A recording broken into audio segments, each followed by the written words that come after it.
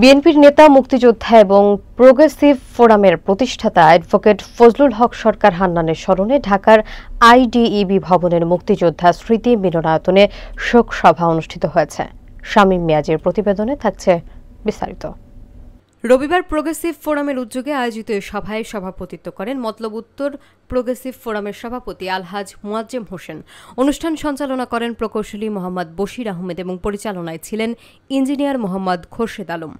শোকসভায় বিশেষ অতিথি হিসেবে বক্তব্য রাখেন বিএনপি চেয়ারপারসন খালেদা জিয়ার উপদেষ্টা অ্যাডভোকেট বোরহান উদ্দিন, বাংলাদেশ মেডিকেল বিশ্ববিদ্যালয়ের অধ্যাপক ডাক্তার শামীম আহমেদ, অধ্যাপক ডাক্তার সরকার মাহবুব আহমেদ শামীম, পিএইচডি গবেষক আনিসুল আওয়াল, ব্যারিস্টার ওবায়দুর রহমান টিপু, উপজেলা বিএনপির ভারপ্রাপ্ত সভাপতি বশির আহমেদ খান এবং সাধারণ সম্পাদক নুরুল হক জিতু।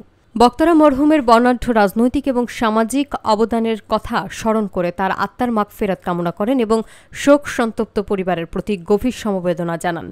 শেষে দোয়া এবং মোনাজাত অনুষ্ঠিত হয়। দেখছি ছোটবেলার থেকে আমাদের দাদার বাড়ি, নানার বাড়ি পাশাপাশি বাড়ি। বিসমিল্লাহির রহমানির রহিম। সম্মুখে যারা বসে আছেন, আসসালামু আলাইকুম। মঞ্চে যে বিশিষ্ট ব্যক্তিবর্গ বসে আছেন, তাদের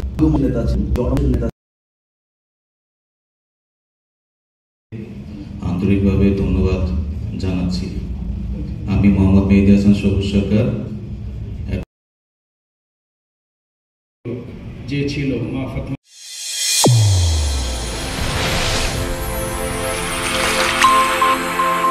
চ্যানেল A1 হৃদয়ের স্পন্দন।